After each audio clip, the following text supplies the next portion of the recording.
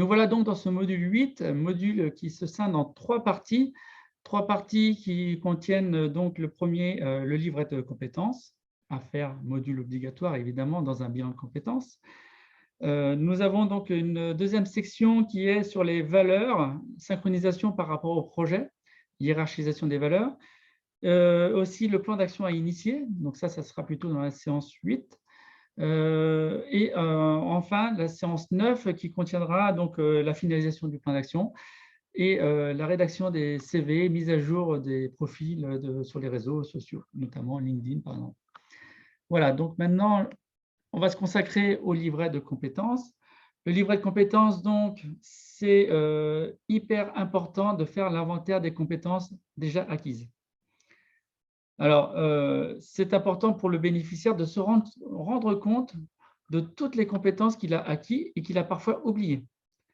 Et souvent, ça fait quand même un choc, en fait, pour la personne de se rendre compte qu'en fait, il y en a quand même beaucoup de compétences. Souvent, on se sous-estime, on a peut-être même parfois le syndrome de l'imposteur.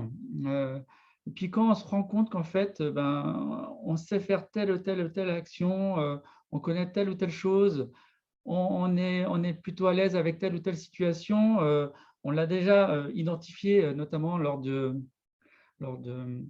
la séance sur les restitutions des tests, d'accord? Mais par contre, là, en fait, on le formalise vraiment par rapport à des exemples aussi que la personne a. Voilà. On revient dessus, en tout cas, parce que c'est un moment donné où, en fait, on s'était consacré beaucoup aux investigations métiers. Voilà. Maintenant, on revient sur la partie compétences, et ça, c'est important de reprendre confiance, reformaliser, parce que ça va nous servir aussi plus tard à mettre à jour le CV notamment et son profil sur les réseaux sociaux. Et l'idée aussi du livret de compétences, c'est de voir ce qu'on a fait avant, donc les compétences déjà acquises, les points, on va dire, là où on n'est pas toujours en aisance aussi, c'est bien de les identifier et aussi voir comment on pourra transférer ces compétences sur le ou les projets qu'on envisage de faire. Voilà. Donc, du coup, pour élaborer le livret de compétences, on se consacre surtout sur la séance 6 et 7 qui durent environ 1 heure et demie chacune, qui est un temps, donc, au début de cette séance 6, on commence par débriefer quand même ce qui a été vu lors de la séance de coaching de visualisation positive. Ça, c'est important de revenir dessus. Donc, vous aurez fait un écrit et vous allez le relire avec la personne. Donc, ça permet déjà d'être bien, de bien revenir sur ce qui a été fait déjà sur les enquêtes métiers aussi, notamment. Donc, vérifier toutes les enquêtes métiers, comment ça se passe. Voilà, donc n'hésitez pas à lui demander vraiment où il en est et si vous pouvez l'aider, voilà, dans les enquêtes métiers. Ensuite, sur cette deuxième partie de séance 6, on va vraiment se consacrer sur ce livret de compétences à bien renseigner. Donc, pour lister les tâches, alors, moi, je vous ai mis à disposition une trame de livret de compétences qui est quand même très utile et qui se scinde en 3 étapes. La première étape, c'est on se fixe vraiment sur le détail des compétences synthétisées. Voilà, on liste toutes les tâches qu'on a pu réaliser dans tel ou tel métier. Voilà. Après aussi, c'est important de dire pour chacune des compétences déjà acquises, est-ce que ce sont des tâches que j'ai vraiment envie de garder ou est-ce que j'ai envie de les… Oh non, je le jette, j'ai vraiment plus envie de faire ça. Et savoir aussi si ces compétences sont transférables sur les pistes envisagées. Donc ça, c'est à vérifier. Il y a une deuxième étape qui est l'analyse et la projection sur ces compétences. En fait, c'est surtout une étape qui permet de synthétiser ce qui a été vu dans le tableau des détails avant et de dire là, je prends, là, je garde, là, j'enlève. Voilà. Bon. Et ce sur quoi, en fait, aussi, on a envie de progresser. Donc, c'est vraiment une synthèse, cette deuxième partie, vous verrez dans la trame que je vous ai proposée dans ce module, hein. Du coup, il y a aussi la dernière étape, c'est aussi donc se projeter vers l'avenir, vers les projets. Et donc, de lister les tâches qu'il y a besoin de réaliser dans ce type de métier du futur. Et aussi, donc de mettre aussi des commentaires sur certaines des tâches. On va se dire: «Est-ce que je serai à l'aise sur cette tâche-là? Ou est-ce que bon, bah, va falloir que je me forme?» Voilà, à voir. Je vous explique ça. Déjà, dans un premier temps, avant de se lancer dans le livret de compétences, il faut savoir que, bah, il faut savoir des choses sur les savoirs. Donc les savoirs, il y a 3 types de savoirs, hein, il y a en tout cas 3 types de base. Les savoirs sont donc en tant que tel, le savoir, c'est une connaissance acquise lors de l'apprentissage, donc pendant la formation initiale ou pendant la formation continue. Ça peut être aussi par des livres, hein, voilà, la personne qui lit, qui regarde des reportages, ça peut être aussi une vraie source d'acquisition de savoir. Les MOOC aussi, donc les formations en ligne, ça marche très, très bien. C'est une source de savoir. Donc sur un savoir, comment on peut dire? Ben, on se dit: «Tiens, je connais, telle technique, je connais telle notion, je connais la théorie de», voilà, c'est un savoir, voilà, à identifier. Les savoir-faire, donc qui proviennent de l'expérience pratique, qui témoignent de la maîtrise technique dans un domaine. Donc là, c'est vraiment quand même dans un domaine particulier, dans les domaines où la personne a exercé. Donc là, par exemple, la personne dit: «Ben, voilà, je sais agir, je sais coordonner dans telle ou telle spécificité. Je suis capable d'optimiser, une procédure qualité, je suis capable de faire du recrutement», des choses comme ça. Je suis capable de vendre, de fabriquer. Donc ça, c'est un savoir-faire en mettant bien quand même des choses relativement précises. Le savoir-être, c'est plutôt des attitudes. Donc les attitudes, ce sont les qualités personnelles et comportementales mobilisées au sein d'un environnement professionnel. Bon, bah, voilà, je suis comme ça, je suis une personne qui sait ou qui, est capable de, voilà. Donc c'est-à-dire, bon, bah, voilà, je suis quelqu'un qui maîtrise ses émotions. Je suis quelqu'un qui est capable d'avoir un bon relationnel. Donc là, je vous mets des exemples que vous pourrez lire, on va dire pour, pour mieux visualiser ce que ça veut dire. D'autres exemples aussi sur les savoirs sur les savoirs, et les savoir-faire. C'est pas toujours évident de les identifier. Par exemple, quand, on met le tableau, enfin dans la trame, dans le tableau là qui vous est proposé, donc pour avoir un détail de ce que fait un métier déjà exercé, ben, bon, on part un peu d'une feuille blanche. Donc pour éviter cette feuille blanche et pour aller un peu plus vite, moi ce que je vous conseille, c'est de préparer les séances en connaissant les métiers, que la personne a déjà réalisés. Ben, vous les connaissez parce que lors de la séance numéro 1, la séance diagnostique, vous avez identifié la liste des métiers que la personne a réalisés. Donc il faut se concentrer déjà sur les métiers qui se rapprochent le plus, des projets, envisagés. Effectivement, s'il n'y a qu'une expérience, bon, il n'y a pas de problème, on va se baser, dessus. Mais on peut essayer de fouiller un petit peu plus sur les expériences, dans ce cas-là, associatives, les expériences un peu à côté, qui fait que, bon, c'est quand même des compétences qu'on peut acquérir au fur et à mesure dans d'autres domaines, peut-être que le professionnel. Mais, voilà, essayer de creuser pour aller un peu plus loin, voilà, quand il n'y a pas énormément de matière. Heu, pour identifier quelles sont les compétences savoir-faire, bah, du coup, très facile, il faut aller sur les fiches ROM, les fiches métiers ROM de Pôle emploi.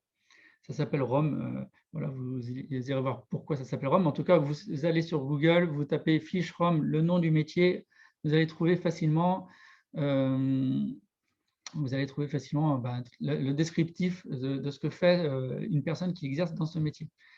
Je vous conseille aussi les sites comme Cléor, le site de France Compétences, donc avec leur fichier RNCP, des sites de formation qui mènent, aux métiers, ciblés notamment, voilà. Et sinon, sur les sites de travail temporaire, c'est peut être une bonne source d'information aussi sur les tâches à réaliser et aussi sur les savoir-être.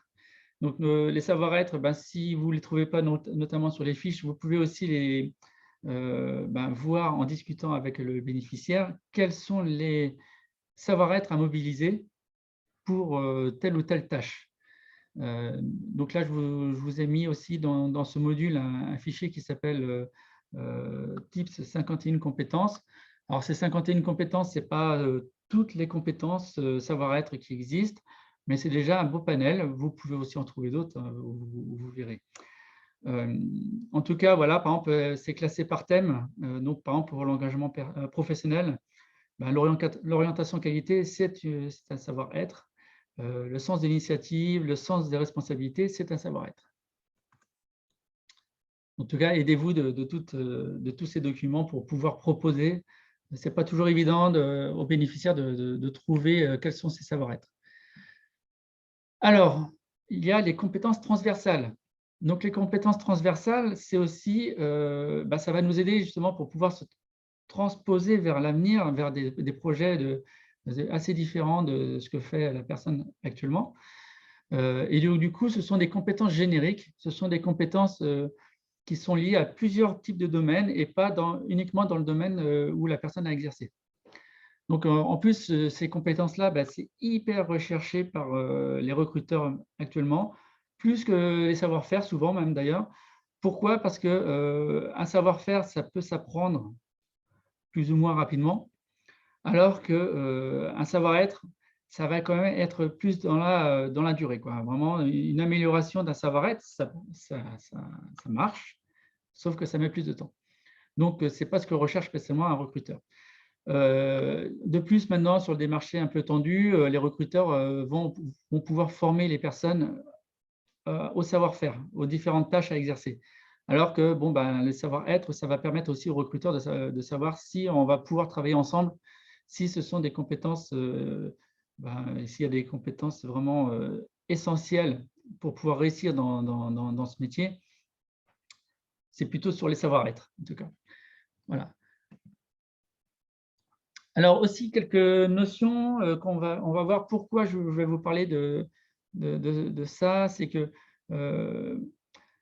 nous, on a besoin d'évaluer les compétences. Voilà, quand on fait le tableau des compétences, on essaie de se donner un niveau, si on est novice, si on est intermédiaire ou si on est confirmé. Si on est novice, c'est que on a déjà entendu parler de telle ou telle notion, on l'a fait une fois, mais bon, voilà. Si on est intermédiaire, ça veut dire qu'on le fait régulièrement sans être non plus quelqu'un qui le maîtrise vraiment à fond, quoi, qui connaît toute la théorie, des choses comme ça. Quand on est confirmé, ça veut dire qu'on est capable de concevoir, on est capable d'innover, on est capable de transférer ses connaissances sur telle ou telle tâche. Alors, du coup,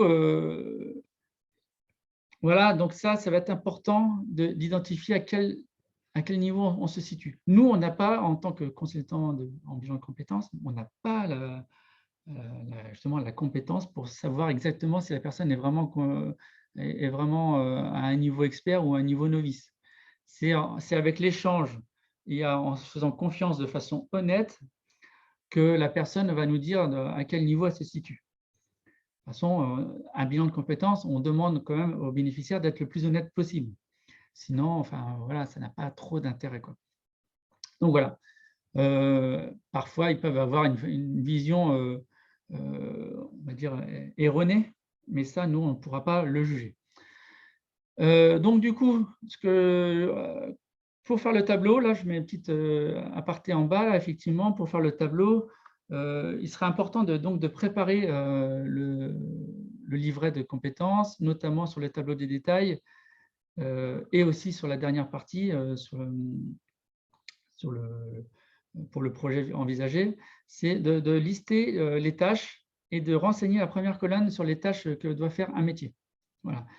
Pourquoi? Parce que ça permettra de gagner beaucoup de temps en mise à jour, mise en format, enfin voilà, du tableau, et ça permettra d'avancer plus vite sur les séances. Voilà, donc je vous donne un exemple de la trame un peu remplie. Donc là, c'est un tableau des détails par métier. Donc, voilà, là, par exemple, ici, c'est marqué relations commerciales, grand compte et entreprise, avec le numéro de la fiche ROM, qui est le D1402. là, vous remplissez. Donc, pour chaque ligne, pour un savoir-faire identifié, vous demandez donc à votre bénéficiaire de donner un exemple en situation professionnelle. Vous échangez avec lui et puis vous lui demandez, bon, bah, vous vous situez comment là? Est-ce que vous êtes vraiment à l'aise ou pas? OK. Donc ça, c'est une tâche qui est maîtrisée en tant que novice, intermédiaire ou expert. Voilà. De même, quelles compétences cela mobilise? Quelles connaissances? Donc, quel savoir-être aussi identifié il faut pour réaliser ce genre de tâches. Et ça, c'est quand même hyper important parce que la personne se rend compte qu'en fait, ben, elle a beaucoup de choses au niveau 3, niveau plutôt maîtrisé, expert, parce que c'est quelque chose qu'elle fait régulièrement. Et puis, elle pensait qu'elle était peut-être au niveau 1,5, on va dire, et tout d'un coup, elle se retrouve plutôt avec plein de compétences au niveau 2,5, ce qui est quand même plutôt appréciable.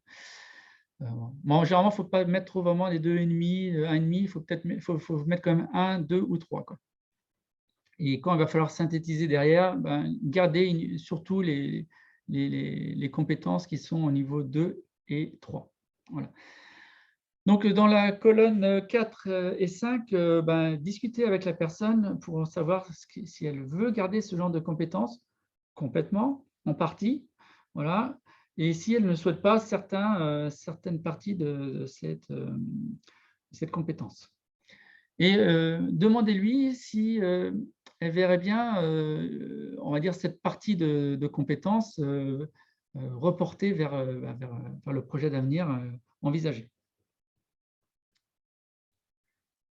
Donc, dans la partie 2, donc, il y a trois tableaux que je vous propose. C'est des 3 tableaux qui permettent de synthétiser ce qu'il y avait dans le détail juste avant, donc ce qui a été vu, synthétiser surtout les savoir-être et les savoirs.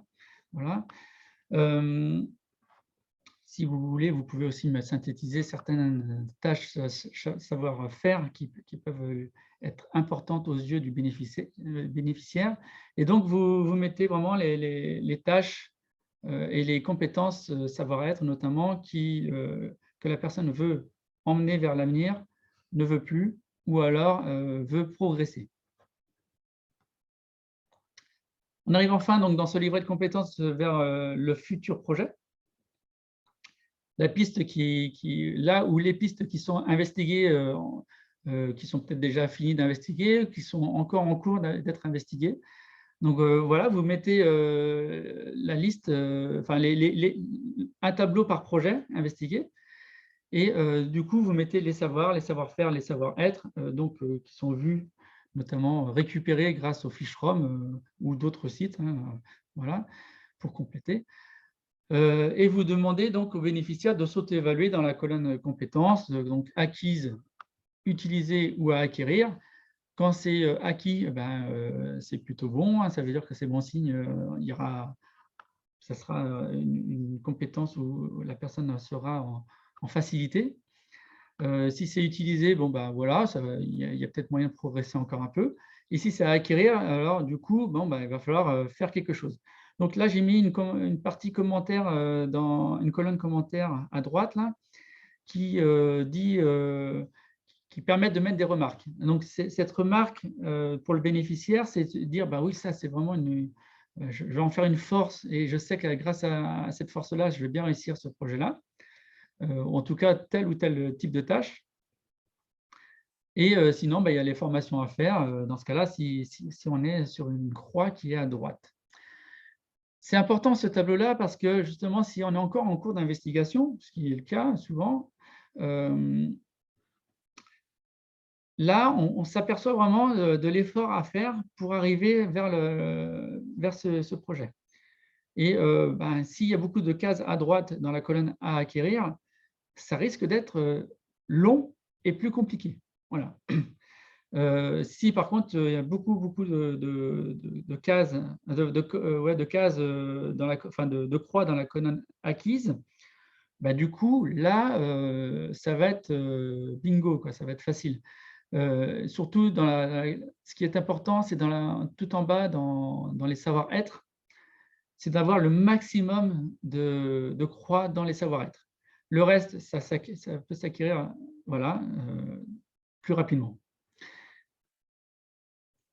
Donc, vraiment, s'il y a beaucoup de choses, beaucoup de croix, on va dire, dans la colonne à acquérir, refaites un point avec le bénéficiaire parce que ça peut être important de réajuster le projet.